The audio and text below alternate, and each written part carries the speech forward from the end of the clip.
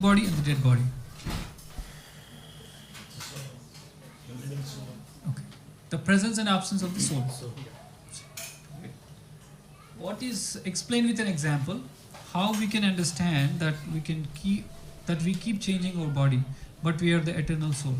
Explain with one example.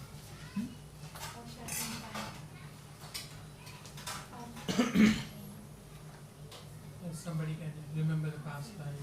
Okay, this is one example. Growing from childhood to old age, Boy becomes a man. but we still remember that Right. we are the same Right, person. the same person. We change all of it. What else? What else we can? What other examples? No. After the questions are done, we have to. Anyone has any example?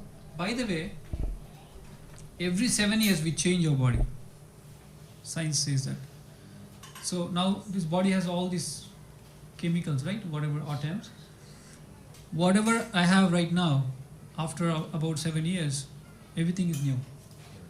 Everything is already changed. All the cells, everything gets replaced. So every 7 years we're changing the body. So rebirth.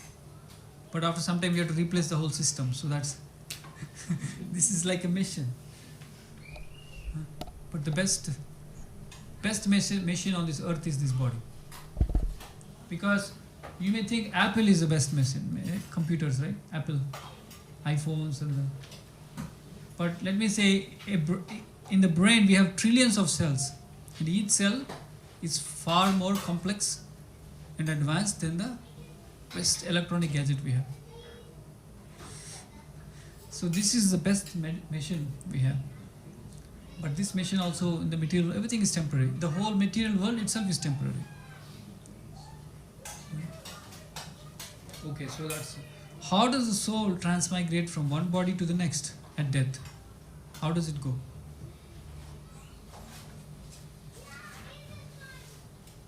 Somebody would like to read the... Who would like to volunteer? Sudhindra Prabhu, you would like to say? How the soul goes to the next body? Just from the discussion, if you remember anything.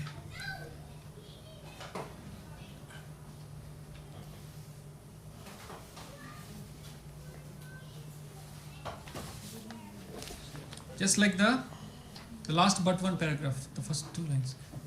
Just like the... Sorry? The mind carries. Just like the air carrying fragrance. So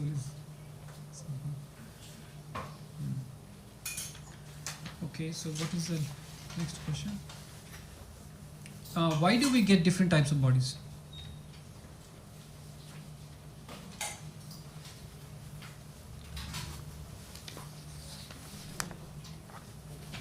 Because of the desire of the mind.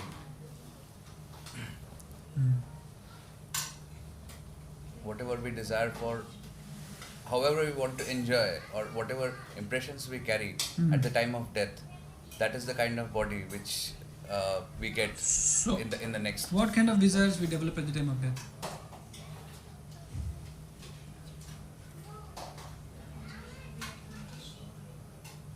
Would you like to comment on this? You're a little shy. Because we haven't experienced that as yet. Oh, you don't remember. But we can find Not out. this, See, and not in this world. someone said they have an aunt. She was a teacher. Throughout the life, she was teaching. At the time, and she was retired for so long. But on the deathbed, she started teaching again. On the deathbed, she started telling the lessons. So what we do throughout the life is what we remember at the time of death. Krishna is very important. It's not something it's like a game where you can cheat. Match fixing cannot be done. That's why this process is very important. We have to regulate.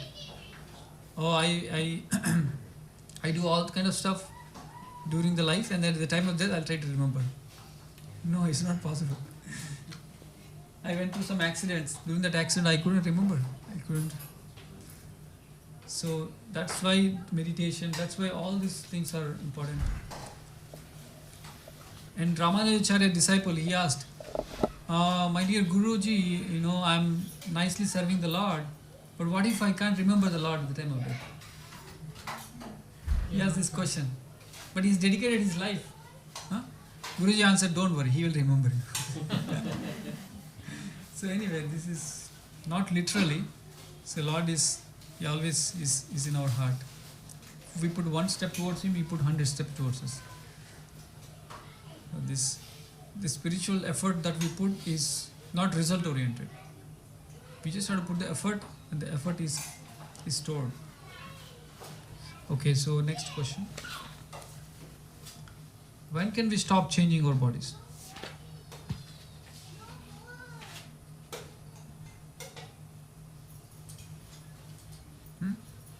The-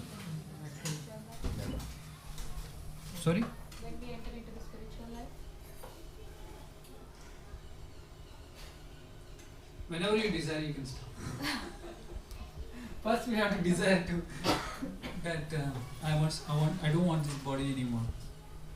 So, because see, whatever we desire so far, Lord is giving us. We are the one who desire this body. We are the one who desire the next body. So, the desire is in our hands.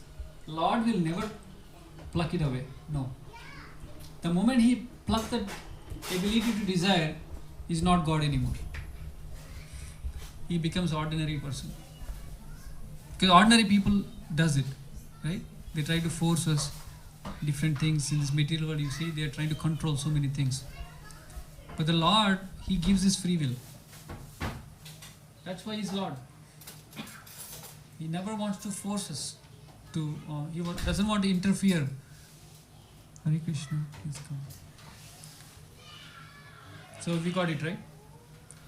So first we have to develop the desire. So Krishna consciousness will help us, provided we have this desire. Although Shraddha, little faith and little desire we have, and this process will help. And if we don't have the desire, we may have to wait for some more time. So ultimately it has to come from within our heart.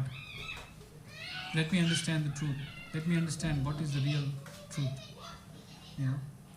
We want to get the best things, right? Supreme things.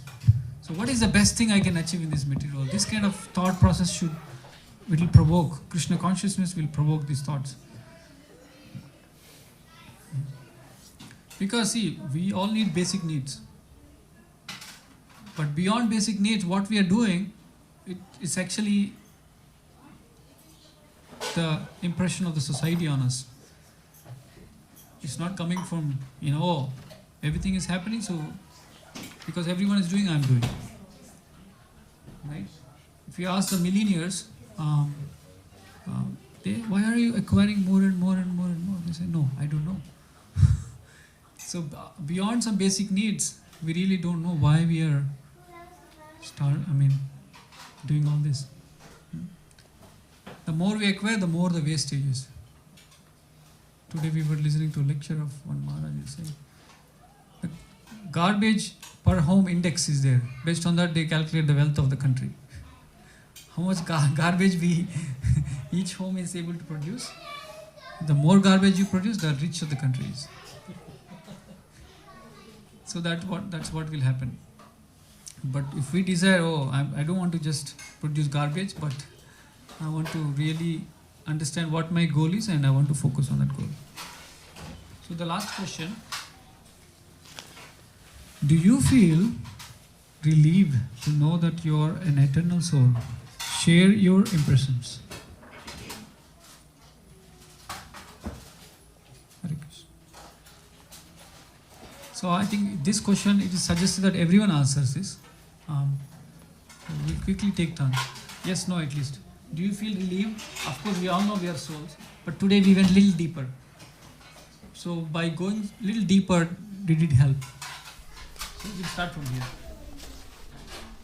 You feel relieved? In what way? Yes, I do feel relieved. Okay. I feel I deserve to go again. Great. But I'm relieved. I feel we are going anywhere. We are supposed to stay in this world and we will. Great. So you'd like to add? I do believe that this relieves us, takes me away from this materialistic world a little bit, where I belong to, I'll stay there. I'm not going to take all this upstairs or to my next body. It's not going to transfer. So, yes, it does really does. Jay Prabhu, Yep. why? If you say yes, it is, then say, if you want to say one point at least, why it really, have any point. Like I have a point. Because see, even somebody on the deathbed, he doesn't believe that he's going to die. See, he behaves like a child. You know? No one thinks they're dying. So that's where is no one wants to die, because that's not our nature. That's what we think is actually true. Because the soul is eternal, so this is artificial. To think that I am going to cease existing is not natural. What is the characteristics of the soul? Sat Chit Ananda. Sat Chit Ananda. It is eternal, full of knowledge, and blissful. So that's why you see every living entity is looking for these three things. They want to be eternal. No one wants to die. Even the so-called small organisms, they don't want to die. The cancer cells, they don't want to die. Right? They want to just destroy other good cells in the body. Everyone wants to be eternal. Everyone wants knowledge. They're looking for knowledge. Unfortunately, the animals, they look for knowledge, how to get food and how to get partner and how to survive, right? But fortunately, some of the human beings, they look for higher knowledge also. And everyone wants to enjoy. So this is the nature of soul. Unfortunately, we only look in sense gratification, sense enjoyment. But unfortunately, 99% doesn't know there is something beyond sense enjoyment. They do know sense enjoyment is temporary. I eat so much now that I'm going to feel hungry in few minutes or few hours. But there is, beyond sense enjoyment, there is mental enjoyment. What happens when our kid is getting good success in career? What is that enjoyment? We're not eating, but we're feeling enjoyment. So that's mental. What if you're recognized by the government of America? President of America calls us and offers a gold medal. That's intellectual. So bhakti gives a spiritual enjoyment. When we serve the Lord, so we serve the senses, we get sensual enjoyment. We serve the family, we get mental peace. We serve the society, we get intellectual success, enjoyment. And when we serve the Lord, spiritually. Very simple. The higher we serve, the higher enjoyment it is. The longer it stays. So that's the nature of soul. So that's why I feel relieved. It's very simple. Okay, so it's natural to feel. Everyone has the right to get knowledge. But unfortunately, our knowledge, we're trying to find knowledge. That's why Google is so powerful. Just by giving knowledge, it became number one.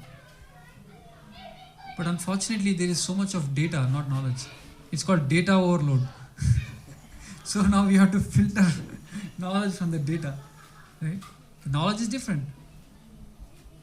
Jnanam, we want jnanam, not vishaya.